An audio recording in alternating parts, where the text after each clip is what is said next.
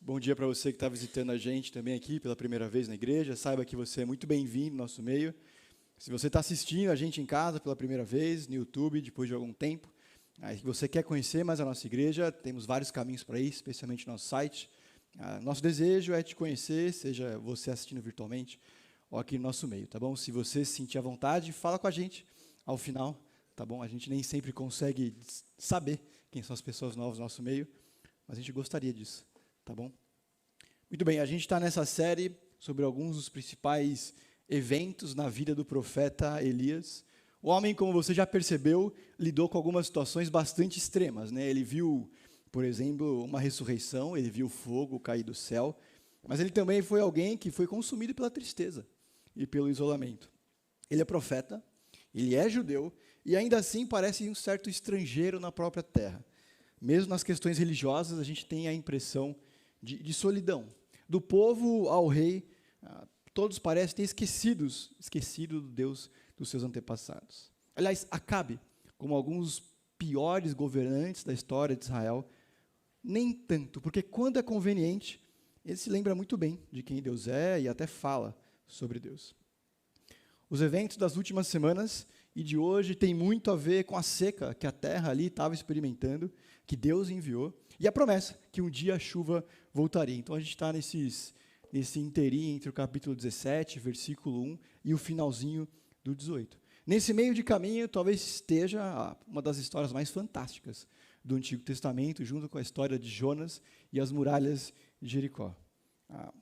Se você não esteve aqui nas últimas semanas, especialmente no último domingo, a história é bastante simples, ainda que exótica. A gente tem 2 altares de pedra, madeira, no Monte Carmelo, um para cada desafiante. De um lado, a gente tem Elias, servo de Deus, do outro, 850 profetas de Baal e Azerá, que são divindades locais. A regra é clara. A divindade que mandar fogo do céu, vence. Nas palavras do profeta Elias, o Deus que responder com fogo, ele é Deus. Tudo bem? Então, a gente tem 850 contra 1. A gente tem a madeira do altar de Deus encharcada. Elias parece ser uma espécie de último dos moicanos, alguém que resiste às trevas, não cede às tentações e ainda assim corre risco de vida. Jogando em casa, ou quase isso, os falsos profetas começam. Eles clamam em alta voz, eles se martirizam, eles repetem mantras e nada acontece. Quando eles finalmente passam a vez, Elias pede para que todo o altar dele, que ele tem ali, seja encharcado com água. E depois de uma breve oração, o fogo de Deus vem e consome tudo. A Bíblia faz questão de dizer que a água, a pedra e a madeira foram consumidas por esse fogo. Elias venceu, certo? Quer dizer, esse é o melhor dos casos. Ficou provado por A mais B, de acordo com as regras pré-estabelecidas, que só existe um Deus. Tudo bem? Mas um pouco antes disso acontecer, o profeta faz um apelo. Ele diz: até quando vocês, olhando para o povo, para o rei, vão oscilar entre 2 opiniões diferentes? Se é o Senhor Deus, sigam. Se é Baal, sigam também. Interessantemente, o povo não responde uma só palavra. Os corações ali estão tão distantes de onde deveriam, que voltar-se para Deus não é uma possibilidade, mesmo que Ele mande fogo do céu. É uma tragédia, não se esqueça disso, que homens e mulheres estão desperdiçando a vida porque não conseguem se dedicar a Deus. Não só isso. Interessantemente, se a gente for lembrar da história, nem Acabe, nem Jezabel, nem o povo passam por qualquer tipo de avivamento. Mesmo depois do milagre, Elias se vê sozinho. Certo ou não, na percepção dele, depois disso tudo, ele pensa ser o único que ama a Deus. Depois disso tudo, ele ainda se sente sozinho, solitário, que são os acontecimentos do capítulo 19. Então, num certo sentido, essa vitória estrondosa, como a gente gosta de lembrar, também é uma derrota esmagadora. E tem mais. Deus disse que mandaria chuva e ela não veio. Tudo bem? Ela não chegou ainda. Se você conhece um pouco da história, deve estar antecipando que hoje deve ser sobre a vez que Elias foge, porque a rainha Jezabel decide matá-lo, e ele, com medo, vai para uma caverna, os anjos o alimentam. de quando o profeta passa por uma tristeza profunda e uma sensação desesperadora de abandono. Não é. Tem um pequeno episódio entre as duas coisas, que é muito importante, que a gente frequentemente esquece, mas interessante, Tiago, no Novo Testamento, lembra com bastante clareza. Então, o que a gente vai conversar agora, hoje, especialmente, é Elias venceu. O que ele faz depois de uma vitória épica, mas que também é uma derrota sofrida? Para onde que ele corre depois dessa frustração? Do desgaste emocional de se ver sozinho. E se Deus diz que vai fazer alguma coisa, eu tenho uma promessa que não se cumpre. Como que eu posso fugir da frustração de um coração que diz, cadê a chuva? Eu fiz tudo o que eu podia. Afinal, Deus diz para eu não me preocupar com a minha vida, com o que comer, beber ou vestir. Mas a minha roupa está furada e a minha despensa esvaziando. Pedro nos ensina a lançar toda a ansiedade a Deus, pois Ele tem cuidado de mim. Mas eu sei que o pessoal do trabalho está tentando me derrubar. Ezequiel revela que Deus dá um novo coração, mas eu continuo lutando contra os mesmos maus hábitos e vícios. O salmista escreve que Deus me ouve, mas eu me sinto ignorado. João comenta que Deus vai enxugar toda lágrima. Eu estou triste. O que a gente faz quando a chuva prometida não chega? Quando a vida revela problemas ou oposição? E se Deus demora? Abre comigo, liga a sua Bíblia, por favor, em 1 Reis, capítulo 18, dos versos 41 ao 46, tá bom? Você pode acompanhar aí na TV. 1 Reis, capítulo 18, dos versos 41 ao 46. Diz assim: Elias disse a Acabe, vá comer e beber, pois já ouço o barulho da chuva pesada. Então Acabe foi comer e beber.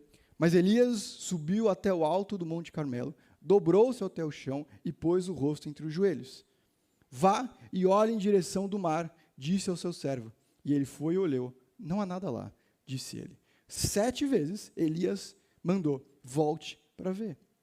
Na 7ª o servo disse, uma nuvem tão pequena, quanto a mão de um homem está se levantando do mar. Então Elias disse, vá dizer a Acabe, prepare seu carro, desça antes que a chuva o impeça. Enquanto isso, nuvens escuras apareceram no céu, começou a ventar e chover forte. Acabe partiu de carro para Jezreel, o poder do Senhor veio sobre Elias, e este, prendendo a capa com o cinto, correu à frente de Acabe por todo o caminho de Jezreel. Olhando para esse texto especificamente, lembrando as palavras aqui dos acontecimentos, Tiago, no Novo Testamento, diz, Elias era humano como nós.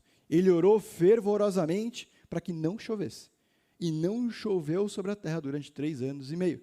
Orou outra vez. E o céu enviou chuva e a terra produziu seus frutos. Tudo bem? Então, são os 2 principais textos da gente nessa manhã. O que a gente vai lidar primeiro aqui é sobre essa noção de que Elias orava por alguma coisa que Deus disse que faria. E o que isso significa para mim e para você? E talvez, deixa eu ser sincero, para você que participa de uma igreja há algum tempo, esse tema ou essa ideia seja alguma coisa bem estabelecida, continua comigo, não desiste, não desliga, tá bom? Depois a gente vai falar especialmente sobre a demora de Deus e o que isso significa para mim e para você. A primeira coisa que a gente precisa pensar nessa manhã é que a oração coloca o mundo em ordem. É importante lembrar que foi Elias quem anunciou que não choveria antes que as orações dele voltassem a pedir por chuva. E embora o texto que a gente leu aqui não fale abertamente que Elias estava orando, a linguagem corporal dele indica isso. E o texto em Tiago não deixa dúvidas. Tudo bem? Pode passar em branco, mas o destruidor de Baal, o homem destemido que não se dobra nem a Jezabel, que enfrenta 850 profetas, nesse momento ele se porta como um humilde servo. O profeta que sobrevive à perseguição religiosa, faz milagres, está de joelho, porque ele sabe o lugar dele e o papel dele no reino de Deus. E não é de destaque. Apesar de ter um dos ministérios mais chamativos de toda a Bíblia, ele sabe, no fundo, que nenhuma vitória vem de si, que nenhum sucesso depende das próprias capacidades e que sozinho ele não vai a lugar nenhum. Entre os capítulos 17, 18 e 19, que é onde a gente está aqui nas últimas semanas e hoje, não são poucas as vezes que o profeta é visto orando. No 17:20, se você for voltar, ele intercede por um menino. No 18:36 e 37, por fogo. A gente sabe que as orações dele cessaram a chuva e que as orações deles vão fazer a chuva voltar. No 19:4, ele expressa tristeza. No 19:10, ele expressa lamento. O ponto é que Elias não tem poder para fazer nada. A gente só pode pensar nele como uma espécie de super profeta se a gente ignorar toda a apresentação do texto. Elias está sempre recorrendo. Ele está sempre pedindo. Apesar dele ter todo esse carisma, presença de espírito, bom senso e bom humor, ousadia, ele não faz mágica, ele não tem mágica ou poder. Considerar Elias especial de qualquer forma é desconsiderar o testemunho que ele dá e ignorar o apelo das Escrituras. Porque esse é o principal propósito dessas histórias, ou essa história aqui, ter sido escrita desse jeito. É nos ensinar, lembrar e desafiar sobre Deus, a oração e eu. Ué, mas, se a gente for sincero, por que Elias está orando por alguma coisa que Deus já disse que vai fazer? Por que ele está repetindo, pedindo para que Deus faça alguma coisa que ele disse, prometeu que faria, e Deus não falha? Ele é fiel. Às vezes a gente fica preso nessa ideia, e a gente pode desenvolver uma visão utilitarista ou comercial do que é se relacionar com Deus. De que a oração é essa ferramenta, que se eu usar as palavras certas, Deus não terá outra escolha se não me seguir. Ou que a oração serve principalmente para conseguir coisas. Do Antigo Testamento e até Jesus, essa noção sobre oração é completamente outra. Por que orar por algo que Deus disse que vai acontecer? Primeiro, porque é exatamente isso que Deus quer que a gente faça. Segundo, porque é isso que significa orar de acordo com a vontade de Deus. Terceiro, porque isso faz do meu coração terra fértil, quando eu digo e conto, prego para mim mesmo as promessas do Senhor. 4, eu me faço sensível, e principalmente, para notar o agir de Deus ao meu redor. Pequenas nuvens de bênção ou alerta passam em branco por conta da correria da vida e da dureza do meu coração. Um bom exemplo disso é o que Deus fala ao profeta Ezequiel. Ezequiel 36, 37 e 38. Assim diz o soberano Senhor: uma vez mais cederei à súplica da nação de Israel, e farei isso por eles. Tomarei o povo deles, tão numerosos como as ovelhas, e como os grandes rebanhos destinados a ofertas das festas fixas em Jerusalém. Desse modo, as cidades em ruínas ficarão cheias de rebanhos de gente. Então, eles saberão que eu sou o Senhor. Observe que Deus está dizendo que Ele vai escutar. Que Deus está dizendo que o povo vai crescer, que eles vão ser cuidados, que as ruínas vão florescer. Tudo bem? O que está acontecendo então? Deus está dizendo que Ele vai fazer tudo isso e que Ele os quer ao lado dele. Deus deseja enviar chuva e Ele também deseja que isso aconteça através da oração do profeta Elias. A vontade de Deus é certa, e muito disso vem em resposta às orações dos seus. E talvez esse seja o principal diferencial da oração dos chamados cristãos. Porque se a gente for sincero, a gente vai lembrar que essa prática não é exclusividade dos filhos de Deus. Um instituto de pesquisa recentemente entrevistou religiosos sobre as principais práticas espirituais. 79% dos cristãos dizem orar diariamente. O que parece um pouco inflacionado, mas beleza. Eu me incluo, tá bom nisso? 69% dos muçulmanos também. 90% dos testemunhos de Jeová dizem que oram diariamente. 82% dos mórmons. 62% dos hindus. Então a diferença não está em orar. A diferença não está em conversar com a divindade, que eu considero divindade. A diferença precisa estar no como eu faço isso. E, principalmente, para quem eu faço isso. Interessantemente, Jesus, falando sobre o tema, em Mateus capítulo 6, versos 5 e 6, diz assim: e quando vocês orarem, não sejam como os hipócritas. Eles gostam de ficar de pé, orando nas sinagogas e nas esquinas, a fim de serem vistos pelos outros. Eu lhes asseguro que eles já receberam a sua plena recompensa. Mas quando você for orar, vá para o seu quarto, feche a porta e ore ao seu pai que está no secreto. Então seu pai, que vê no secreto, o recompensará. Jesus, quando começa a falar, o Novo Testamento, quando começa a falar sobre oração, ele adverte primeiro sobre a adoração, oração exibicionista e extravagante.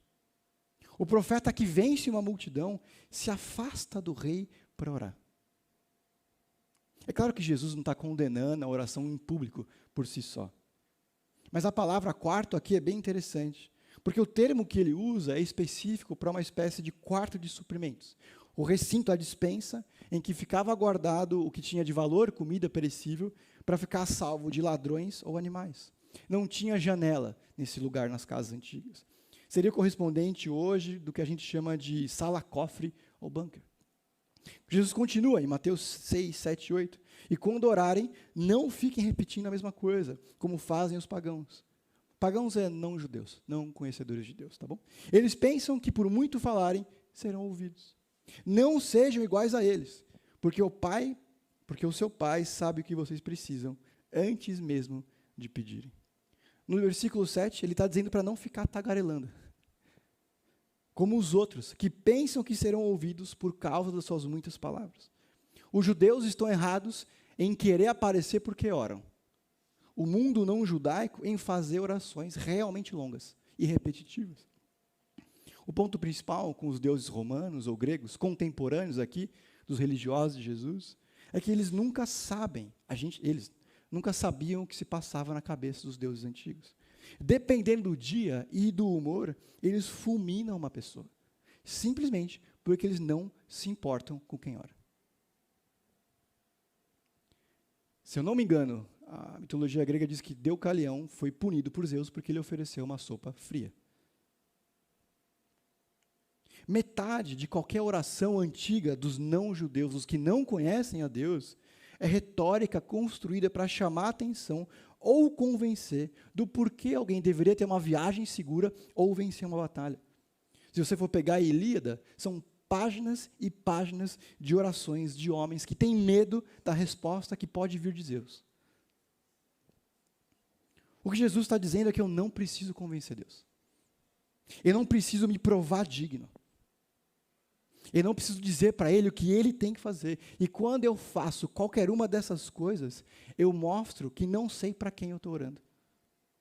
O ataque, o confronto de Jesus aqui, é contra a ideia de que a duração de uma oração, ou as palavras, fazem de qualquer oração eficaz. O Senhor, portanto, coordena a oração vazia, irrefletida, verborrágica e supersticiosa. Não é porque alguém disse amém ou em nome de Jesus que foi uma boa oração.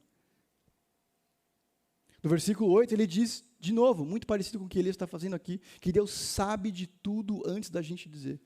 E isso é bem engraçado, porque a gente reage, então, para que eu vou orar se Deus já sabe? Quem nunca? Mas Jesus dá a exata conclusão oposta. Se Ele já sabe, ore por amor de Deus e ore de coração leve. Porque não é sobre conseguir alguma coisa, é sobre estar com alguém. Não é para conquistar favor, convencer uma divindade ou se livrar de uma consequência indesejada. É sobre ser instrumento nas mãos de Deus, de ter o coração seguro naquilo que Ele disse que faria. É permitir que Deus e a sua palavra desenvolvam em mim um coração que transcende as circunstâncias. É a oração confiante de Neemias no Antigo Testamento, que sabia que Deus havia dito que um dia o povo voltaria para a terra prometida, que o move corajosamente a interceder junto ao rei sanguinário. É porque Daniel sabe que Deus cuida dele, que ele continua orando mesmo sendo contra a lei. É porque Jesus sabe que Deus o ouve, que mesmo depois de pedir para que o cálice fosse passado, ele segue em frente. Perceba que a pergunta está errada. Não é porque eu vou orar, se Deus já sabe. É porque não orar. As coisas, os assuntos, os planos, os quais eu não oro, são os mesmos que eu confio em mim para resolver. E é nessa hora que o desastre vem. Quando eu penso que sou capaz de sozinho, pelas minhas próprias forças, viver. Não são os nossos maiores arrependimentos frutos do pensamento, deixa comigo, ou uma linguagem mais contemporânea, deixa com o pai. Essencialmente, a gente ora pelos mesmos motivos que filhos falam com os pais. Compartilhar preocupações, ter convivência, obter ajuda e expressar gratidão. Por que você foi no futebol do seu filho de 8 anos? Porque a partida ia ser boa? Por que você ouviu pela 10ª vez a mesma história do seu pai idoso? Por que você participou ativamente de uma conversa sobre as Kardashian, NFT, escatologia muito específica, ou qualquer assunto que você tem pouco interesse? Porque você ama aquela pessoa e ela te ama de volta. Porque relacionamentos reais não envolvem escambo de qualquer natureza. Envolve diálogo, sacrifício, tempo e autorrevelação. A vontade de Deus vai ser feita. O reino dele vai vir, o nome dele será santificado. E eu e você podemos fazer parte disso, por meio da oração. Orar pelo que Deus disse que faria, não é vazio, é privilégio. É poder participar da boa, perfeita e agradável vontade de Deus. E esse aqui é um importante lembrete e convite. Para os que já conhecem a Deus, a gente está falando de um privilégio, de que Ele ouve. Mais do que isso, Ele se importa. Ele não está ansioso no trono dele de glória, pensando, será que o Daniel não vai falar comigo hoje? O Palmeiras vai jogar, ele nem orou ainda. Brincadeira. Não. Ele ouve porque quer. Porque ele disse que faria, porque ele ama os seus filhos. E mais, o próprio Jesus tem como atuação, ministério e profissão, se você quiser, ser meu advogado junto ao Pai. O Espírito Santo intercede por mim, mesmo quando eu não sei o que dizer. Não é pouca coisa. Para os que não são cristãos, textos assim pode não parecer, tá bom? Mas falam sobre um Deus que cuida de cada detalhe, que sustenta na seca do deserto, do isolamento físico, emocional, como foi a história de Elisa até aqui, mas que também traz chuva, alívio, bênção e, principalmente, companhia e salvação nessa vida. Não é para depois da morte, é aqui. Com o Deus cristão, eu não preciso escolher a melhor hora para conversar e nem as melhores palavras para convencer. E graças a Deus por isso. É a oração que me põe no meu lugar. Quando a gente avança no texto aqui, Elias ora bastante tempo e muitas vezes pela chuva. A cada vez que ele termina, aparentemente, uma oração aqui, ele pede para o servo dele olhar para o mar e ver se a chuva está vindo.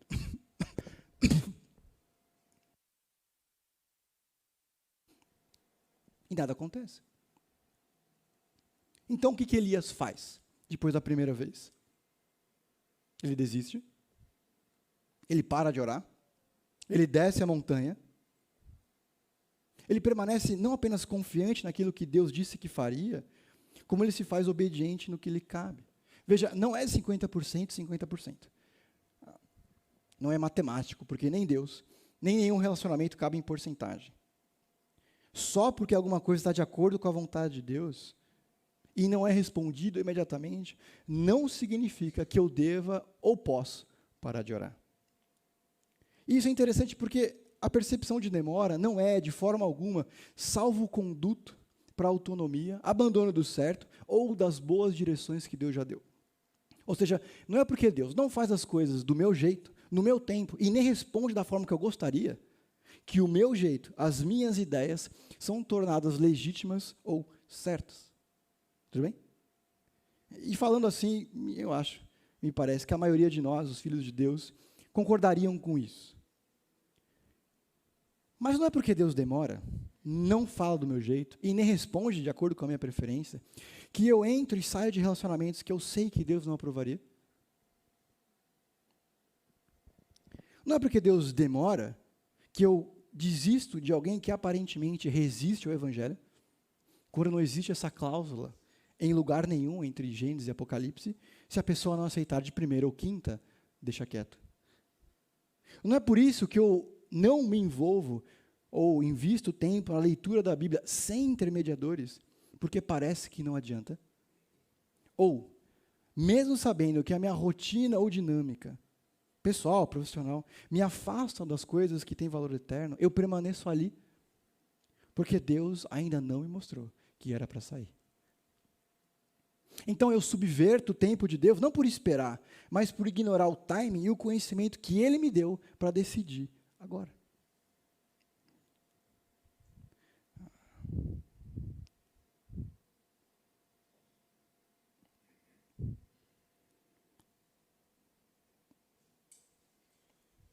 Só um segundo.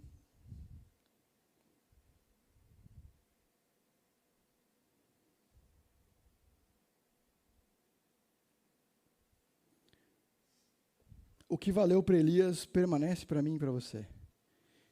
Ele orou, ele permaneceu em oração e ele continuou submetendo à vontade de Deus.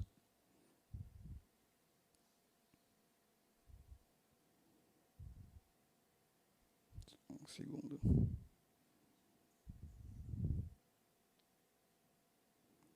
Deus nem sempre responde às minhas orações imediatamente, nem do meu jeito, mesmo que sejam da vontade dEle.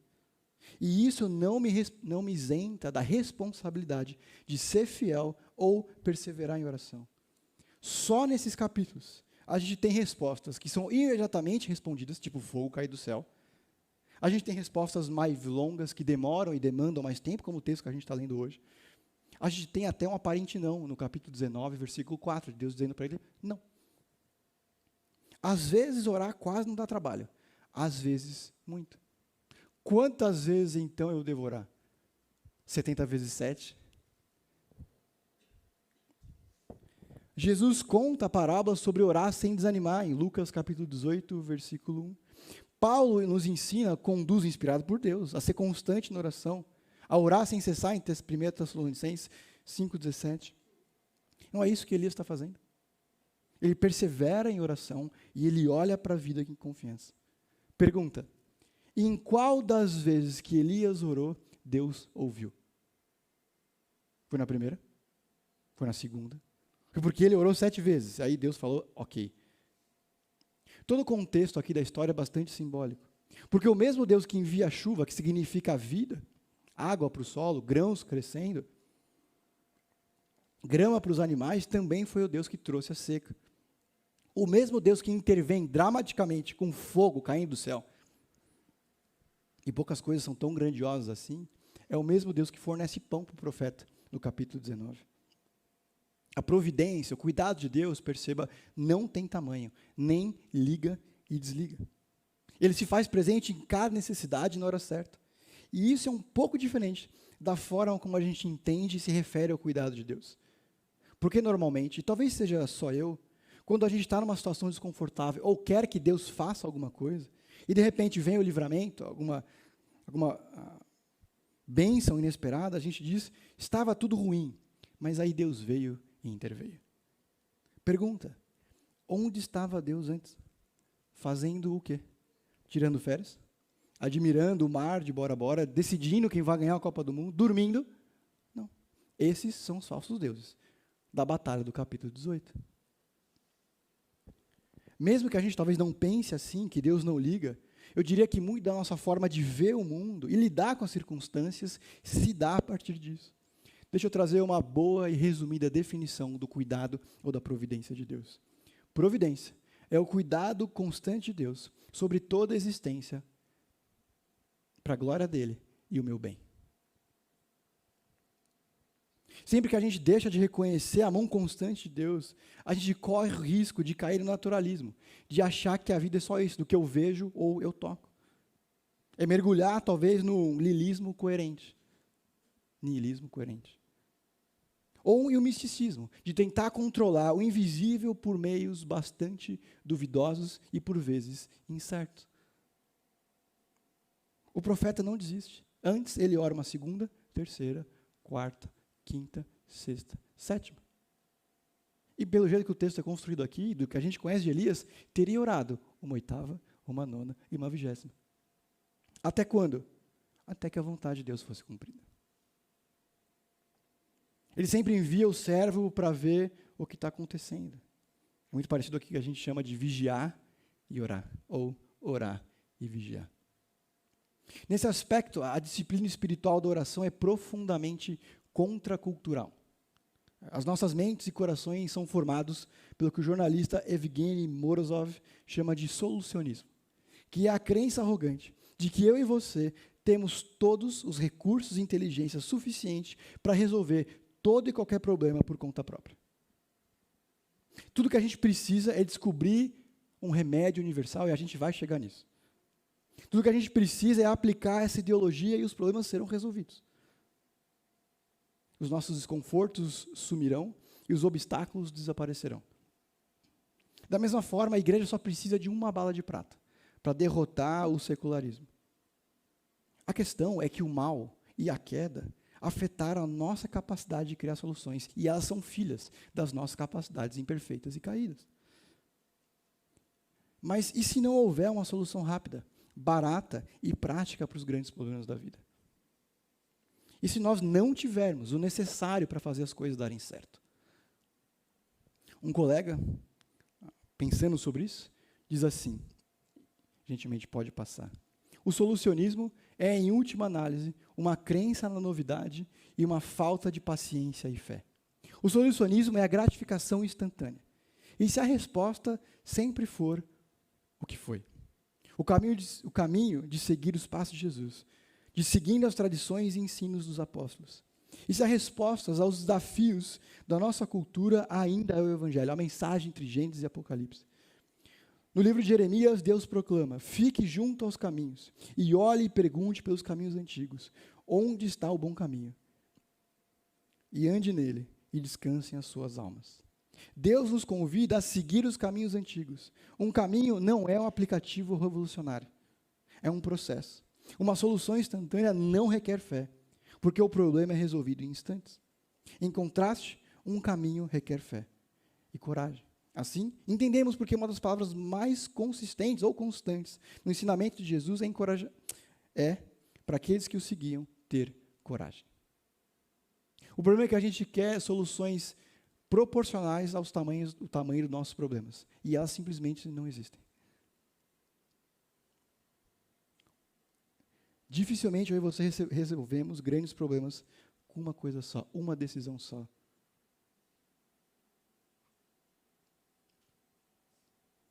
A oração nos põe em pé e prontos para a ação.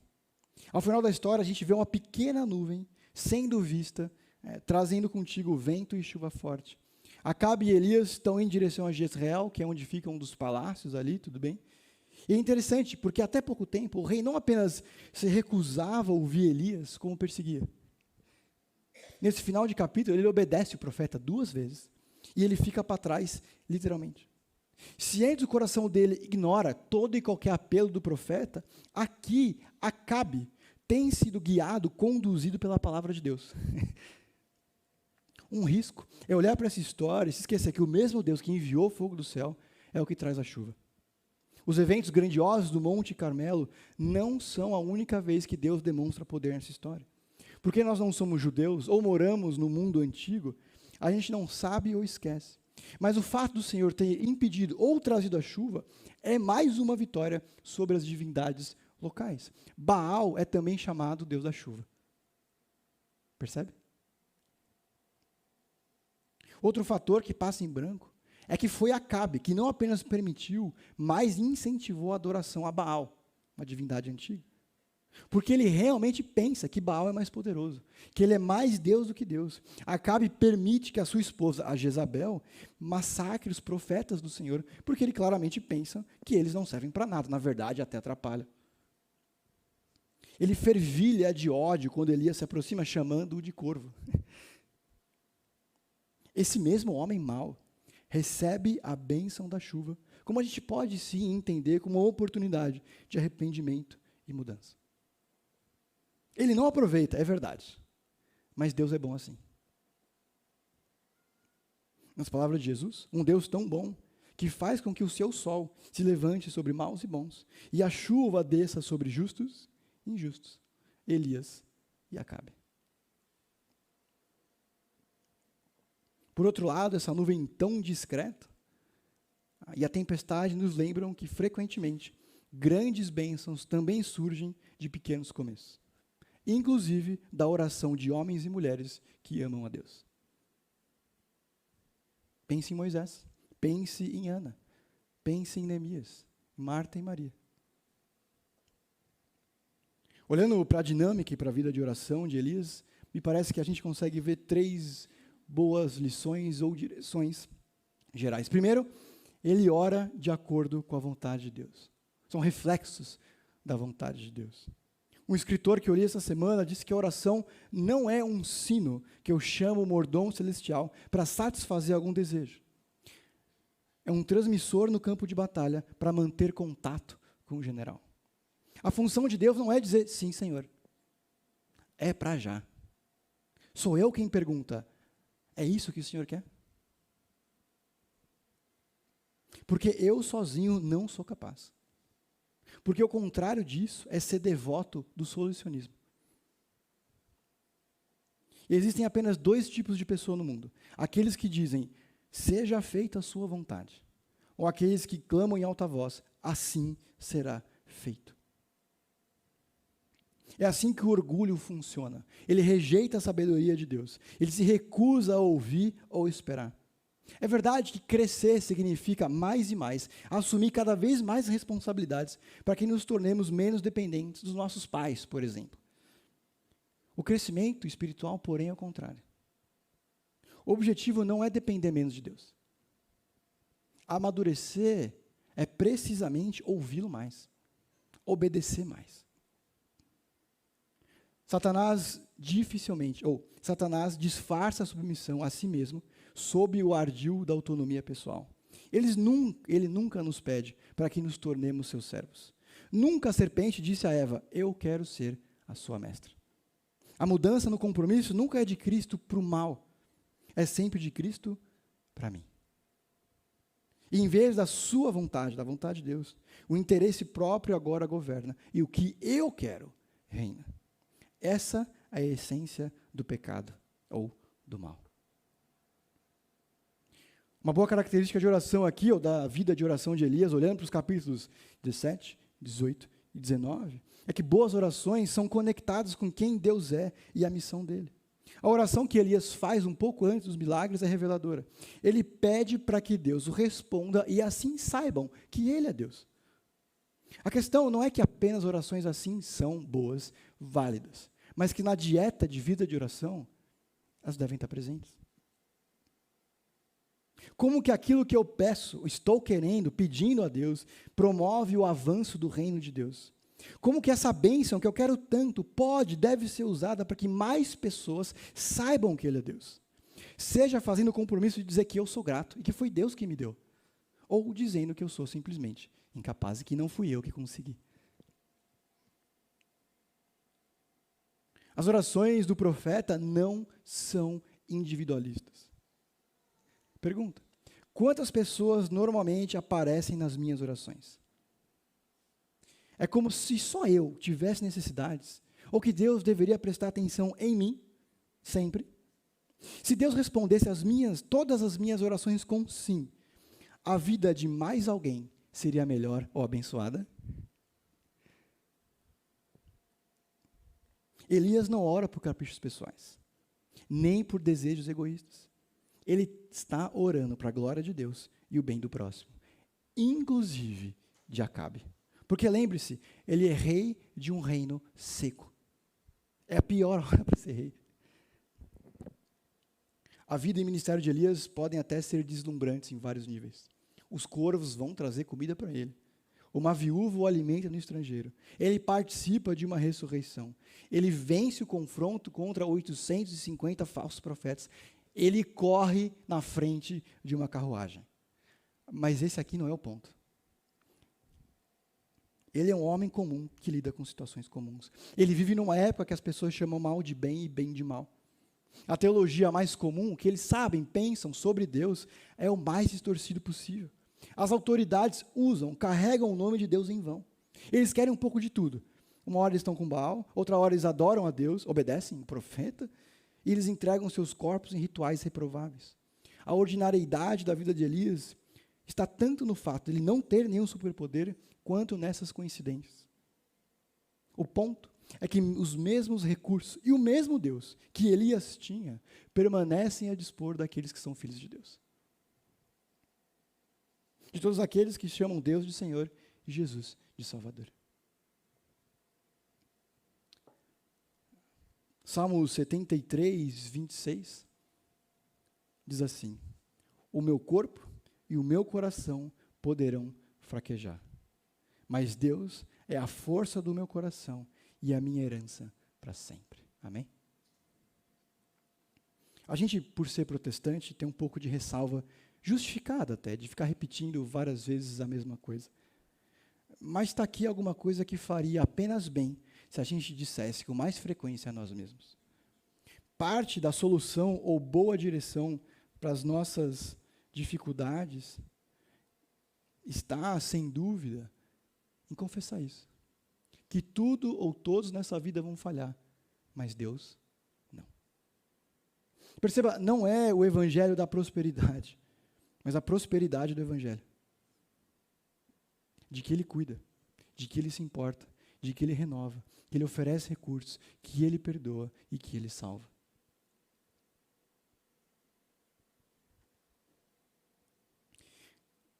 Diante disso, eu tenho duas perguntas para a gente pensar. Primeira, quais são ou quais foram algumas das orações que a gente já desistiu?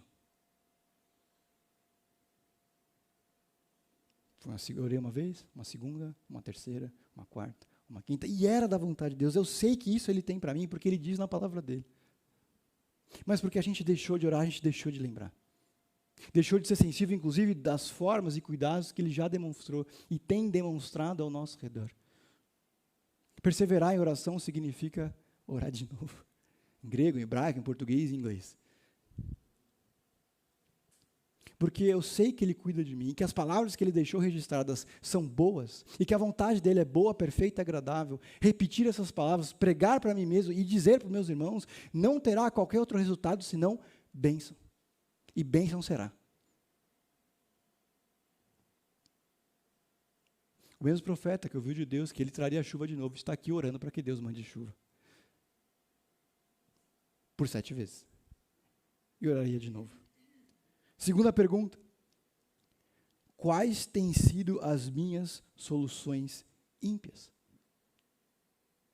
Porque frequentemente eu sou ou tenho que lidar com o aparente silêncio de Deus, com respostas às quais eu não consigo entender, e as coisas espirituais são discernidas espiritualmente, que eu desisti de perguntar ou me importar com aquilo que a gente chama de vontade de Deus.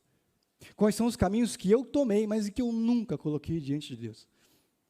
Quais são as escolhas que eu tenho feito, que são resultados da minha própria compreensão, dos meus raciocínios e das minhas conclusões, que não necessariamente são ruins, para ser sincero, mas podem. Que, no mínimo, se eu nunca coloquei diante de Deus, elas são ímpias, ou seja, indiferentes, que poucos se importam com quem Deus é e o que Ele quer. Lembre-se, as coisas às quais a gente não ora, são aquelas às quais a gente confia em nós mesmos para resolver. Em que eu confio não em Deus, mas em mim.